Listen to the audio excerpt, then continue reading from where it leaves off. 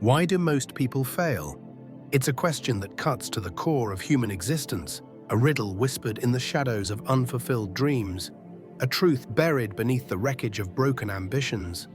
The world is a vast, unyielding crucible, forging some into legends while others crumble into dust. And yet, the answer isn't locked away in some unreachable vault. It's carved into the choices we make, the battles we fight, and the visions we dare to chase.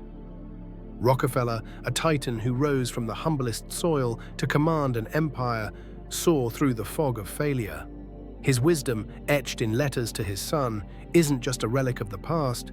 It's a blazing torch for today, illuminating the traps that ensnare most people and revealing the path to rise above them. Picture this.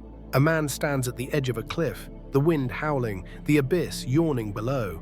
He's not alone. Millions stand with him, teetering on the brink, paralyzed by doubt, fear, or distraction. Below lies the wreckage of what could have been, shattered hopes, abandoned goals, lives half-lived. Above, the sky stretches wide, a canvas of possibility, but only a few will climb. Why? Because most will fall into the traps Rockefeller warned us about. Traps that are as old as time, yet as modern as the screen you're watching now.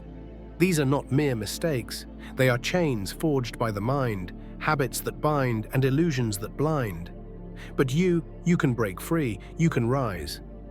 Let's walk this journey together, step by step, through the lessons of a man who conquered the unconquerable. Clarity is the first light in the darkness. Most people fail because they stumble through life without a compass, chasing shadows instead of substance. They say they want success, more money, more freedom, more meaning. But what does that even mean? Their desires are vague, a fog that obscures the path. Rockefeller knew better. He wrote, "The man who starts out with the idea of getting rich won't succeed. You must have a larger ambition." This isn't about rejecting wealth, it's about transcending it. He didn't just want dollars, he wanted to reshape the world, to bend industries to his will, to leave a mark that time couldn't erase. That clarity wasn't a gift. It was a choice. He sat with his thoughts, sharpened his purpose, and turned his vision into a blade that cut through chaos. Imagine a ship adrift on a stormy sea, no destination in sight. The crew scrambles, reacting to every wave, every gust, but they're going nowhere. That's most people, reacting, not directing.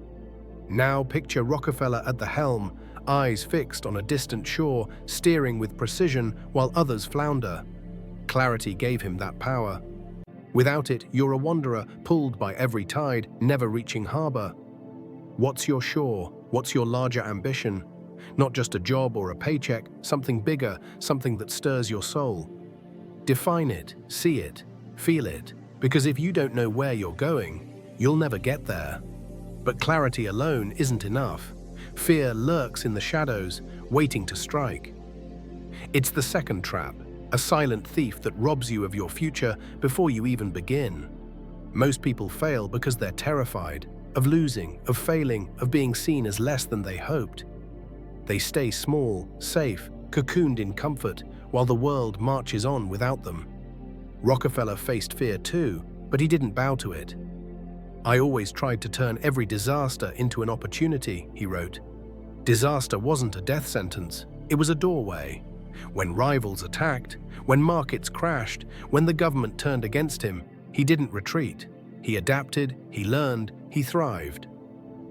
Think of Edison standing in his lab, surrounded by the ashes of 1,000 failed experiments. Did he quit?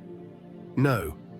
He saw each failure as a spark, lighting the way to the light bulb that changed the world.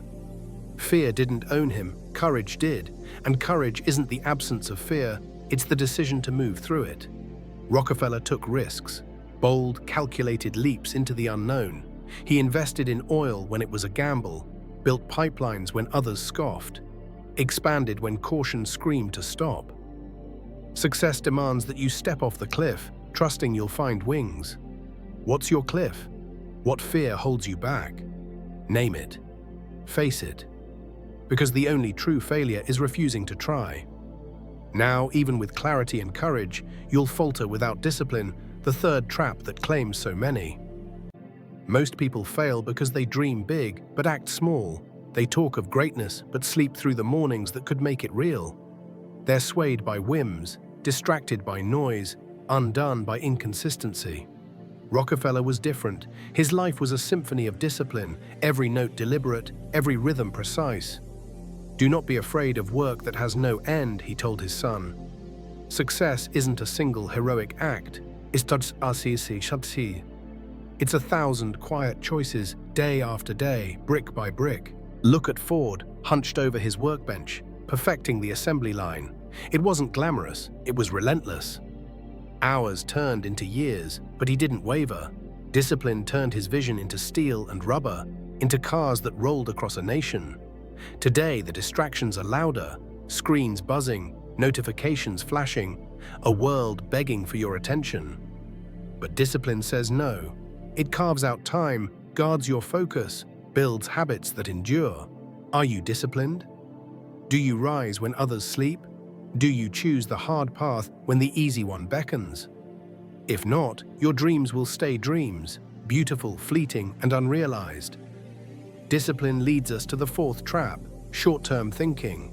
Most people fail because they chase the quick win, the instant reward, the fleeting high. They sacrifice tomorrow for today, trading lasting impact for temporary ease. Rockefeller saw further. His decisions weren't about the next quarter, they were about the next century. He invested in systems, in relationships, in ideas that grew like oaks, not weeds. "The secret of success is to do the common thing uncommonly well," he wrote. "It's not flashy, it's foundational." Walt Disney knew this too. Bankrupt and broken, he could have settled for less. Instead, he poured his soul into a mouse named Mickey, into a dream that took decades to bloom. Today, his empire stands because he played the long game. Short-term thinking is a trap of impatience. Get-rich-quick schemes, cutting corners, chasing trends, but true wealth, true success, compounds over time. Are you patient? Are you building something that lasts? Or are you scrambling for scraps when you could be planting seeds for a forest? And then there's adaptability, the fifth trap that topples the rigid. Most people fail because they cling to the past, to old ways, to comfort zones that calcify into cages. The world shifts, technology races, markets twist, opportunities vanish, and they're left holding relics. Rockefeller thrived because he moved with the tide, no, ahead of it.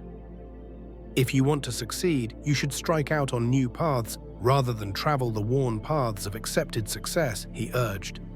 He saw oil's future when others saw only kerosene lamps. He embraced innovation when others resisted. Steve Jobs didn't just follow, he forged. He took a failing company and turned it into a revolution, not by copying, but by creating. Adaptability isn't weakness, it's strength. It's the humility to learn, the agility to pivot, the boldness to break from tradition. Are you adaptable? Do you embrace change or fight it? Do you seek new paths or tread the worn ones? The world won't wait.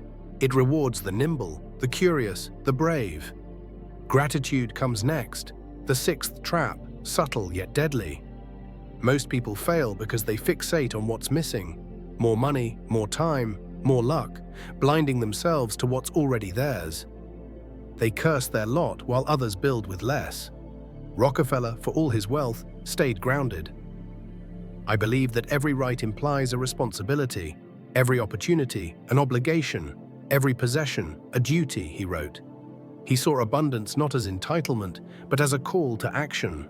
Oprah rose from nothing, not by resenting her start, but by cherishing it. Gratitude fueled her ascent, every step a gift, every struggle a lesson. Ingratitude breeds despair, gratitude breeds possibility. It's not naive optimism, it's a lens that reveals opportunities others miss. Are you grateful? Do you see the wealth in your breath, the power in your hands, the potential in your mind? Shift your gaze. What you appreciate grows. Vision, the seventh trap, is where dreams take flight or die. Most people fail because they can't see beyond the grind, the bills, the noise. They're trapped in the now, blind to the horizon. Rockefeller was a seer. He didn't just drill wells, he built an empire in his mind first. The ability to deal with people is as purchasable a commodity as sugar or coffee, he wrote. Knowing that vision isn't solitary, it inspires, it unites. Martin Luther King Jr. didn't just protest, he dreamed aloud, his vision a beacon that rallied millions. Without vision, you're a worker, not a creator. What do you see? Not just survival, transformation. A life, a world, a legacy. Paint it in your mind, vivid and bold. Because if you can't see it, you'll never reach it. Ejagasi in the eighth trap is the spark that ignites it all. Most people fail because they plan, they ponder, they wait, forever preparing, never doing. Rockefeller didn't hesitate. He acted decisively, relentlessly. Don't be afraid to give up the good to go for the great, he told his son. He traded safety for supremacy, comfort for conquest. Lincoln lost, failed, fell, and rose every time, not by thinking, but by doing. Action is messy, imperfect, essential. It's the bridge from thought to reality. What's your next step? Not tomorrow, now. Move, start. Fail if you must, but begin. Because inaction is the grave of ambition.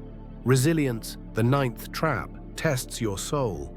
Most people fail because they break when life bends them. Setbacks, criticism, loss, they crumble. Rockefeller endured lawsuits, scandals, hate, and emerged stronger. Perseverance can overcome almost any obstacle, he declared. It's not luck, it's grit. J.K. Rowling typed in poverty, rejected again and again, yet she persisted. Resilience isn't avoiding pain, it's forging through it. Are you resilient? Do you bend or break? Life will hit you, hard. Stand up, fight on, because the only defeat is surrender. Finally, belief, the 10th trap, the root of it all. Most people fail because they don't trust themselves, their worth, their power. Doubt festers and they shrink. Rockefeller believed, unshakably. I do not think there is any other quality so essential to success as perseverance, he said, but perseverance flows from faith. Muhammad Ali roared, I am the greatest, and the world echoed it back. Belief isn't arrogance, it's certainty, a fire that fuels every step. Do you believe in your strength, your vision, your right to rise? Choose it. Own it. Because without belief, every trap tightens. These traps, lack of clarity, fear, indiscipline, short-term thinking, rigidity, ingratitude, visionlessness, inaction, fragility, disbelief, are not fate. They're choices, habits, illusions you can shatter. Rockefeller didn't just survive them, he mastered them, and so can you. His wisdom isn't a museum piece, it's a weapon, a map, a call to arms. The world is yours to claim, not by luck, but by will. Rise above, the cliff is yours to conquer. The journey doesn't end at the cliff's edge. It begins there. John D. Rockefeller's wisdom is not a static monument, but a dynamic force, a roadmap through the traps that ensnare most people. Lack of clarity, fear, indiscipline, donedin, and more. In Part 2, we delve deeper into the principles that elevated him from humble beginnings to a legendary figure, principles that remain as potent today as they were over a century ago. Let's continue exploring how perseverance, strategy, failure, relationships, and integrity can transform your life, with actionable lessons to guide you toward lasting success. I do not think there is any other quality so essential to success as the quality of perseverance, Rockefeller once said. It overcomes almost everything, even nature. This wasn't just a catchy phrase, it was the heartbeat of his life. Perseverance is what separates those who falter from those who flourish. Most people abandon their dreams at the first sign of hardship, mistaking a stumble for defeat. Rockefeller saw obstacles as invitations to push harder. When he launched Standard Oil in 1870, the oil industry was a battlefield of volatility, price swings, ruthless competitors, and economic chaos. Lesser men would have surrendered, but Rockefeller endured. He weathered betrayals, financial near ruins, and public scorn, emerging stronger each time. His secret, a vision that stretched beyond the horizon and a refusal to quit. Like a farmer tending a field through drought, he knew the harvest would come if he kept working the soil. Ask yourself, are you stopping too soon? When the road gets rough, do you turn back or press on? Perseverance isn't about blind effort, it's about trusting the process. Take inspiration from figures like Thomas Edison, who failed thousands of times before perfecting the light bulb, or Abraham Lincoln, who rose from repeated losses to lead a nation. The lesson is clear. Keep going. One more step could be the one that changes everything. Perseverance alone isn't enough. It must be paired with strategic thinking. Rockefeller didn't just outlast his rivals, he outsmarted them. The secret of success is to do the common thing uncommonly well, he said. But his brilliance lay in redefining common. While others chased short-term gains, he played the long game, turning chaos into opportunity. Consider his approach to Standard Oil. Competitors obsessed over drilling more wells, but Rockefeller zeroed in on refining, producing kerosene that was safer and cheaper. Then he mastered vertical integration, controlling production, transportation, and distribution. This wasn't luck, it was foresight. He didn't just compete, he reshaped the industry itself. Think of Steve Jobs, who didn't just make gadgets, but crafted an ecosystem that redefined technology. Strategy is about vision, seeing the whole chessboard while others fixate on a single move. Are you reacting to life's challenges or shaping them? Start asking, what's the bigger picture? How can I turn obstacles into advantages? Success favors the deliberate, not the desperate. Most people dread failure, seeing it as a dead end. Rockefeller saw it as a classroom. Every disaster is an opportunity, he believed, and he proved it. When a refinery burned down, he rebuilt it with better technology. When a deal collapsed, he pivoted to a smarter one. Failure didn't break him, it sharpened him. History echoes this truth. Henry Ford's early companies failed before he revolutionized manufacturing. Walt Disney faced bankruptcy before building an empire of imagination. Failure isn't the opposite of success, it's a stepping stone to it. The key is to extract the lesson and move forward. Are your setbacks paralyzing you, or are they teaching you? Embrace them. Each one is a chance to refine your path. No one climbs alone. Rockefeller understood that relationships are the scaffolding of success. The ability to deal with people is as purchasable a commodity as sugar or coffee, he wrote, and I will pay more for that ability than for any other under the sun. He didn't just collect contacts, he built alliances. He turned rivals into partners, treated workers with dignity, and forged political ties that shielded his empire. These weren't shallow transactions, but deep, trust-based bonds. Compare this to Andrew Carnegie, whose steel empire thrived on strategic partnerships, or Oprah Winfrey, whose empire rests on authentic connections. Are you nurturing your network? Do you listen, add value, and build trust? Your relationships today are the roots of your triumphs tomorrow. In an age of cutthroat business, Rockefeller stood out for his integrity. The most important thing for a young man is to establish a credit, a reputation, character, he advised. His deals were ironclad, his word unbreakable. Even when Standard Oil faced monopoly charges, he defended his methods with conviction, rooted in a belief in fairness and efficiency. Integrity isn't just right, it's smart. It builds trust, loyalty, and a legacy that endures. Look at Warren Buffett, whose ethical stance has made him a trusted icon, or Yvon Chouinard, whose values-driven Patagonia thrives. Are your actions aligned with your principles? Shortcuts may win battles, but integrity wins wars. Rockefeller's wisdom, perseverance, strategy, learning from failure, relationships, and integrity isn't a dusty artifact. It's a living toolkit. He didn't just chase wealth, he crafted a life of purpose, leaving a mark on industries, education, and humanity. Now, it's your turn. Stand at the crossroads of your life. One path offers comfort, the other challenge. Most choose ease, but you can choose growth. Persevere through doubt, strategize with clarity, learn from every fall, build bridges with others, and anchor yourself in integrity. Success isn't just about what you gain, it's about what you create, who you lift, and how you live.